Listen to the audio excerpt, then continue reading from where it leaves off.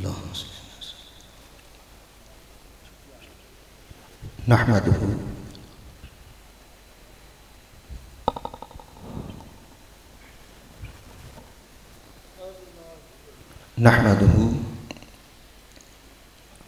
ونصلی ونسلم علی سیدنا ونبینا ومولانا وملجانا ومأوانا محمد رسول النبی الکریم الامین المکین الرؤوف الرحیم اما بعد فاعوذ باللہ من الشیطان الرجیم بسم اللہ الرحمن الرحیم قل لا اسألکم علیہ اجرا الا المودۃ فی القربى صدق اللہ مولانا العظیم۔ انتہائی واجب الاحترام قبلہ عالم خواجہ خواجگان پیر طریقت رہبر شریعت حضرت والا شان حضرت خواجہ میاں غلام شہاب الدین زیب سجادہ نشین مہار شریف، خواجہ خواجگان پیر طریقت رہبر شریعت حضرت والا شان حضرت پیر خواجہ غلام رسول ثانی توگیروی، جن کے آستانہ عالیہ پہ اللہ نے آج ہمیں حاضری کی توفیق عطا فرمائی۔ پیر طریقت رہبر شریعت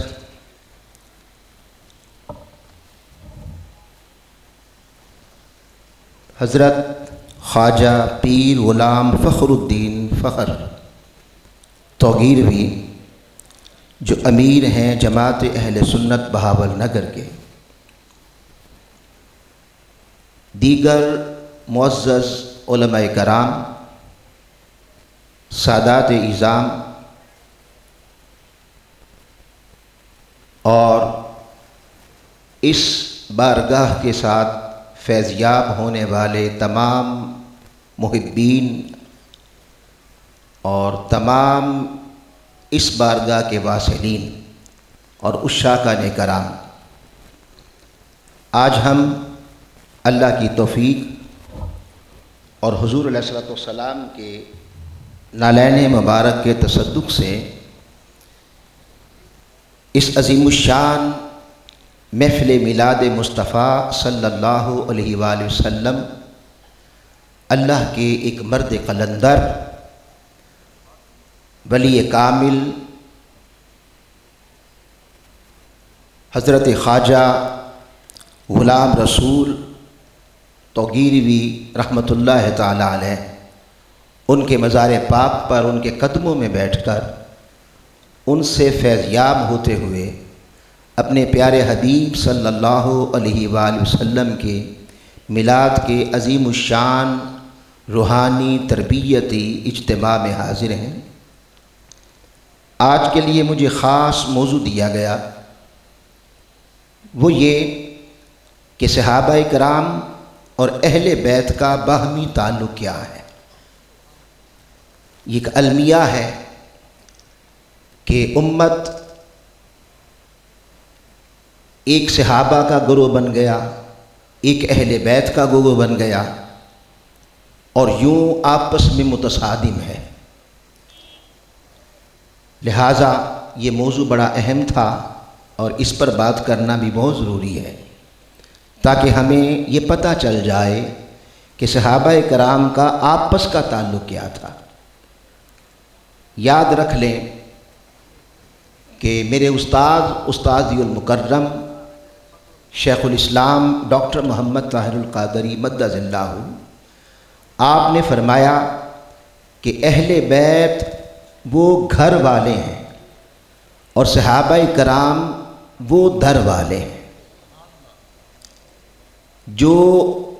جسے جو عظمت ملی در مصطفیٰ سے ملی۔ اور جہاں تک حضور کے قرابت داروں کا تعلق ہے، قرآن مجید جگہ جگہ پر امت کو آقا علیہ السلام کے اہل بیت کے ساتھ اور قرابت داروں کے ساتھ اور آپ کی آل کے ساتھ محبت کرنے اور ان کا ادب کرنے کا درس دیتا ہے۔ میں نے آپ کے سامنے اللہ کی توفیق سے جو آیت مبارکہ تلاوت کی ہے، اس میں اللہ پاک نے خود اپنے محبوب کو فرمایا کہ اے میرے حبیب صلی اللہ علیہ وسلم، اپنی زبان حال سے امت کو یہ پیغام سنا، جو زبان تو تیری ہے مگر پیغام میرا ہے۔ اور وہ پیغام کیا ہے؟ فرمایا قل، اے میرے محبوب تو اپنی پیاری زبان سے فرما دے، لا اسألکم، اے میری امت، میں نے تمہیں ایمان کا نور دیا، ہدایت کا نور دیا، زندگی گزارنے کا سلیقہ دیا، تم گمراہی اور جہالت کے گھٹاٹوپ اندھیرے میں تھے، میں نے تمہیں اسلام کے نور سے رب سے ملنے کے سلیقے بتا دیے، اور میں نے تمہیں جانوروں کی زندگی سے نکال کر انسانیت کے اعلیٰ معیار عطا کیے۔ اس کے لیے مجھے طائف کے بازاروں میں پتھر بھی کھانے پڑے، میں نے مار کا بھی لڑے اور 83 یا 80 سے زائد غزوات میں شرکت کی، اور دن کو گھوڑے کی پیٹھ پر جہاد کیا اور راتوں کو ساری رات کھڑا ہو کر تمہارے لیے دعائیں کرتا تھا۔ لہٰذا یہ سب کچھ عطا کرنے پر لا اسألکم علیہ اجرا، اس پر میں تم سے کوئی سوال نہیں کرتا، کوئی اجر نہیں مانگتا، کوئی معاوضہ نہیں مانگتا۔ تم کیا دے سکتے ہو، میں تو خود تمہیں دینے آیا۔ لہٰذا ایک بات کرتا ہوں، الا المودۃ فی القربیٰ، سوائے اس کے کہ میرے قرابت داروں سے اور میرے گھر والوں سے مودت کرنا۔ یہاں ایک بات عرض کرتا چلوں کہ یہ جو کہا الا المودۃ فی القربیٰ، اور یوں نہیں فرمایا الا المحبۃ فی القربیٰ، یعنی محبت کی بات نہیں کی بلکہ مودت کی بات کی ہے۔ اب مفسرین کرام نے محبت اور مودت کا فرق بیان کرتے ہوئے مثال دی ہے۔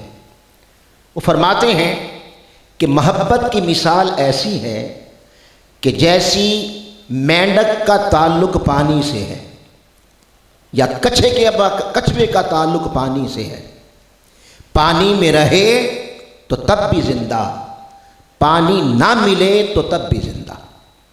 یہ مثال محبت کی ہے، اور مودت کی مثال یہ ہے کہ جو تعلق مچھلی کو پانی سے ہے کہ پانی ملے تو زندگی ہے، اور اگر پانی سے جدا کر دی جائے تو اس پر موت طاری ہو جاتی ہے۔ اللہ کے رسول فرما رہے ہیں کہ اے میرا کلمہ پڑھنے والو، اے مجھ سے محبت کرنے والو، اے میری شہادت کا اعلان کرنے والو، اور میری غلامی کا پٹا اپنے گلے میں ڈالنے والو، سنو، تم مجھ سے اور میں تم سے کچھ نہیں مانگتا، لیکن میری اہل بیت، میرے قرابت دار، میرے گھر والوں کے ساتھ تمہارا قلبی رشتہ ایسا ہو کہ جب تم ان سے محبت کرو تو اپنے والدین سے بڑھ کر، اپنی اولاد سے بڑھ کر، اپنے مالوں سے بڑھ کر، تجارت سے بڑھ کر، کائنات کی ہر شے سے بڑھ کر تمہیں میری اہل بیت اور قرابت داروں کے ساتھ محبت ہونی چاہیے، کیونکہ یہ محبت ایسی ہے کہ اس کی مثال یعنی پانی ایمان ہے، اگر مچھلی جدا ہو جائے تو موت ہے۔ اہل بیت کی محبت اس پانی کی طرح ہے، اگر اہل بیت میں سے کسی کے لیے ذرہ برابر بھی دل میں میل آ جائے تو تمہارا ایمان ہی ختم ہو جاتا۔ یہاں تو صراحتاً قرآن نے حکم دے دیا۔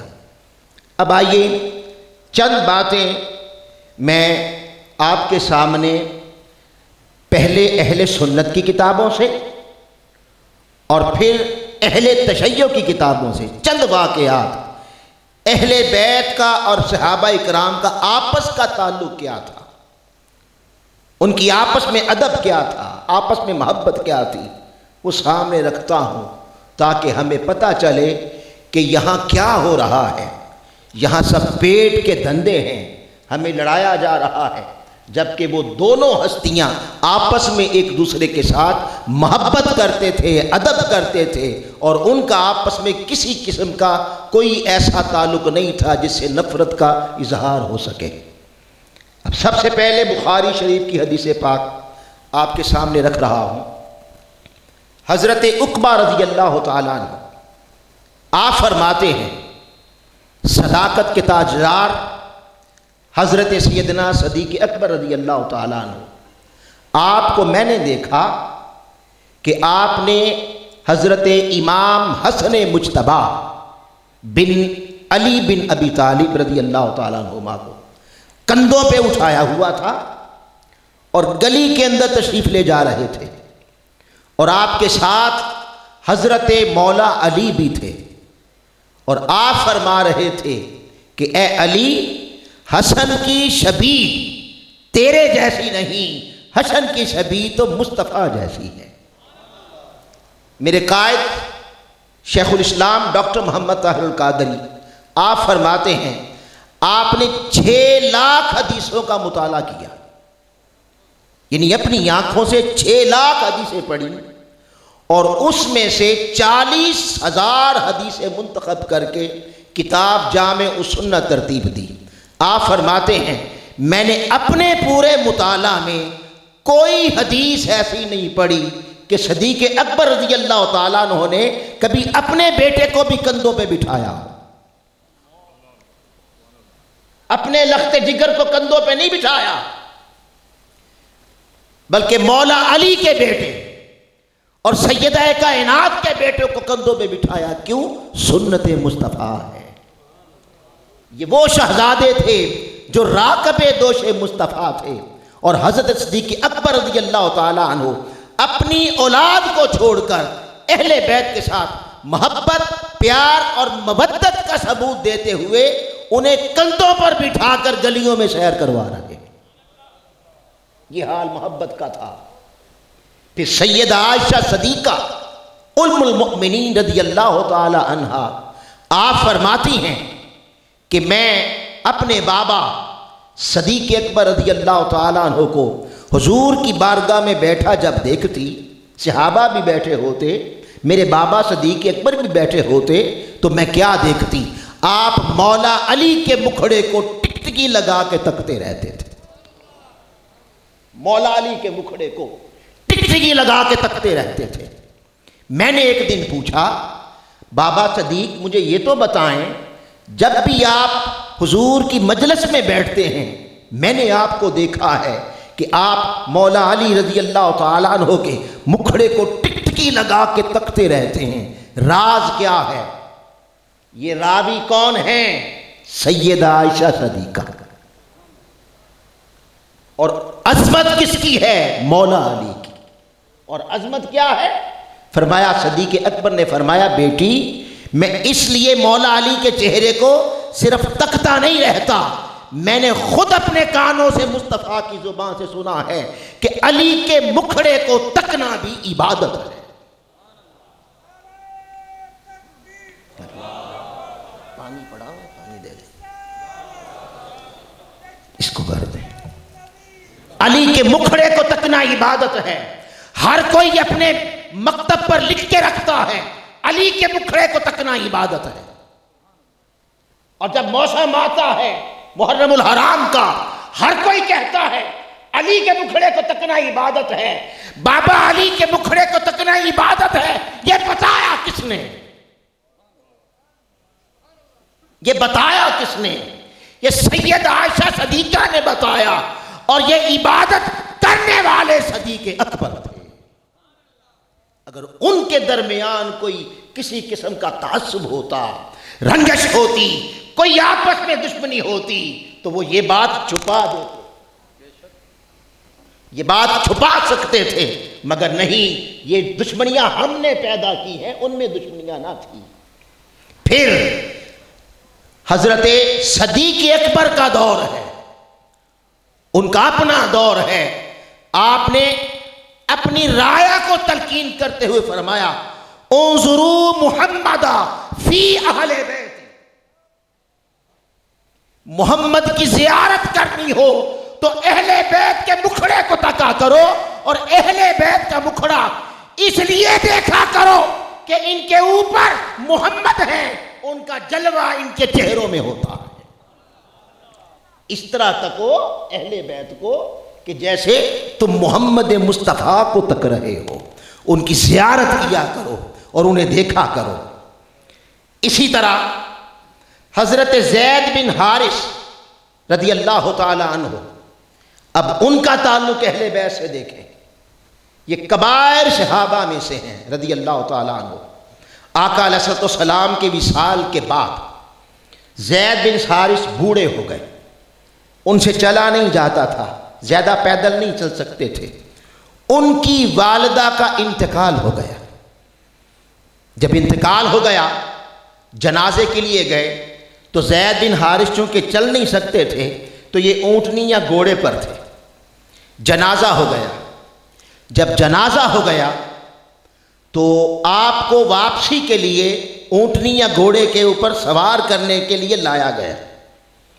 جب آپ سوار ہونے لگے تو وہ گھوڑے کی جو رکاب تھی، جہاں پاؤں رکھ کے اوپر چڑھنا تھا، حضرت عبداللہ ابن عباس جو اس وقت چھوٹے تھے، وہ کبائر صغائر صحابہ میں سے ہیں، وہ آگے بڑھے اور حضرت عبداللہ ابن عباس نے گھوڑے کی رکاب پکڑ لی ان کے پاؤں کو میں ڈالنے کے لیے۔ جو ہی حضرت زید بن حارث نے دیکھا تو آپ نے کہا عبداللہ یہ کیا کر رہے ہو، پیچھے ہٹ جاؤ، یہ کیا کر رہے ہو؟ تو انہوں نے کہا ہاکذا نفعل بالعلماء، انہوں نے کہا ہمارے ہاں علماء کا ادب ایسے ہی کیا جاتا ہے، ہم ایسے ہی علماء کا ادب کرتے ہیں۔ جب یہ فرمایا تو حضرت زید بن حارث نے ان کا ہاتھ پکڑا اور چومل کیا، ہاتھ کو چوما۔ یہ صحابی کے ہاتھ کو چوم رہا ہے، اور یوں سمجھے کہ صحابی اہل بیت کے ہاتھ کو چوم رہا ہے، آل کے ہاتھ کو چوم رہا ہے۔ ہاتھ چوما، انہوں نے ہاتھ پیچھے کھینچ لیا اور حضرت عبداللہ ابن عباس نے کہا آپ بزرگ ہیں، کیا کر رہے ہیں، ایسا کیوں کیا کر رہے ہیں؟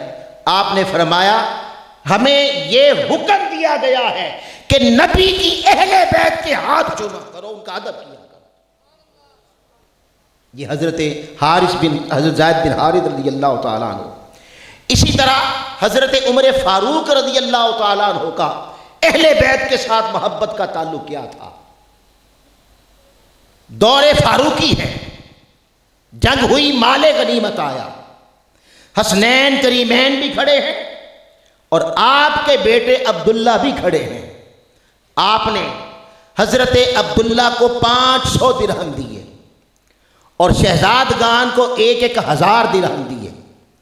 حضرت عبداللہ نے اعتراض کیا کہ ابا جان مجھے کم کیوں دیے اور حسن و حسین کو زیادہ کیوں دیے، برابری سے تقسیم کرنا چاہیے۔ تو حضرت عمر فاروق رضی اللہ تعالیٰ عنہ، جن کے متعلق خدا جانے کیا تبرکہ کیا جاتا ہے، وہ فرمانے لگے اے عبداللہ بن عمر، یعنی میرے بیٹے، میں نے ان شہزادوں کو اس لیے زیادہ دیا ہے کہ نہ تو تیرا باپ ان کے باپ جیسا ہے، نہ تیری ماں ان کی ماں جیسی ہے۔ یہ تعلق تھا۔ ایران کے ساتھ جنگ ہوئی، فتح ہو گئی۔ یزدگرد یہ وہاں کا بادشاہ تھا، اس کی بیٹی حضرت شہر جہاں، ان کا نام شہر جہاں تھا، جنہیں بعد میں حضرت امام حسین کے نکاح میں دیا گیا، جن کا نام شہر بانو ہے، وہ قیدی بن کے آئیں۔ حسن کا عالم یہ تھا کہ اہل مدینہ کی خواتین ان کے حسن کو دیکھ کر وہ بھی شرما رہی تھی، اتنا حسن تھا، اتنا حسن تھا، اور ہر کوئی دیکھ رہا تھا کہ یہ حسین شہزادی کس کے نکاح میں جائے گی۔ حضرت عمر تشریف لائے، جب تشریف لائے تو بی بی شہر بانو نے اپنے چہرے پہ پردہ کر لیا، اور پردہ کر کے اپنے باپ کو برا بھلا کہنے لگی کہ اگر وہ ایسا نہ کرتا تو آج ہم اس حالت میں نہ ہوتے۔ یہ حضرت عمر فاروق رضی اللہ تعالیٰ نے سن لیا۔ آپ نے فرمایا بیٹی اپنے باپ کو برا بھلا نہ کہو، وہ ہو چکا، تیرے ساتھ کوئی زیادتی نہیں کی جائے گی، ظلم نہیں ہوگا۔ آپ کھڑے ہو گئے۔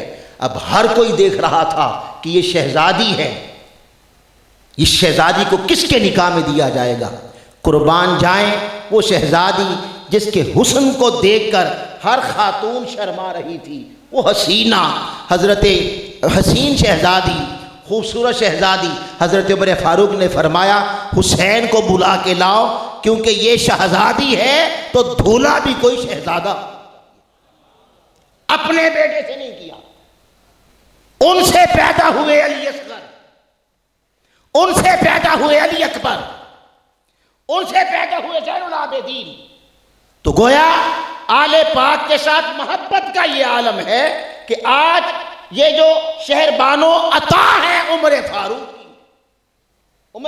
کی ہیں، اور پھر عمر فاروق کی عطا میں یہ شامل ہے کہ ان سے پھر آگے شہزادگان بنے، اور آگے پھر ساری آج پوری دنیا میں اہل بیت اور آل پاک آپ جہاں چلے جائیں کوئی نہ کوئی مصطفیٰ کا شہزادہ آپ کو فیض دینے کے لیے بیٹھا ہوا ہے۔ پھر حضرت عمر فاروق رضی اللہ تعالیٰ عنہ، آپ کا اہل بیت کے ساتھ محبت کا یہ عالم تھا کہ آپ کا دور ہے، حضرت حسنین کریمین کھیل رہے تھے۔ عبداللہ ابن عمر آپ شہزادوں کے پاس گئے اور جا کر عرض کرنے لگے کہ مجھے بھی اپنے ساتھ کھیلنے دیں، یعنی اپنے ساتھ کھلائیں۔ حضرت حسنین کریمین سلام اللہ علیہما آپ نے فرمایا نہیں، ہم تجھے اپنے ساتھ نہیں کھلائیں گے، تو ہمارے غلام کا بیٹا ہے۔ یہ بات کی۔ اب وہ وقت کے حکمران کے بیٹے تھے، خلیفہ کے بیٹے تھے، اور وہ بیٹا شہزادہ ہوتا ہے۔ انہیں یہ بات اچھی نہ لگی اور وہ شکایت کرنے کے لیے اپنے بابا عمر فاروق کے پاس آئے۔ جب ان کے پاس آئے تو آ کے عرض کرتے ہیں ابا جان آج بہت بات بری ہوئی ہے، اچھا نہیں ہوا۔ پوچھا بیٹے کیا ہوا؟ میں ابا جان ایک تو حسنین کریمین نے مجھے اپنے ساتھ کھلایا نہیں، کھیلنے نہیں دیا، اور الٹا یہ کہہ دیا کہ تمہیں ہم اپنے ساتھ نہیں کھلاتے، تو ہمارے غلام کا بیٹا ہے۔ جب یہ کہا تو عمر فاروق جھوم اٹھے اور فرمایا بیٹے واقعی حسین نے مجھے اپنا غلام کہا، حسن نے مجھے اپنا غلام کہا؟ میں ہاں ابا جان اپنا غلام کہا ہے۔ آپ نے قلم اور کاغذ دیا، فرمایا جاؤ جا کے حسنین سے کہو جو کہا ہے وہ لکھ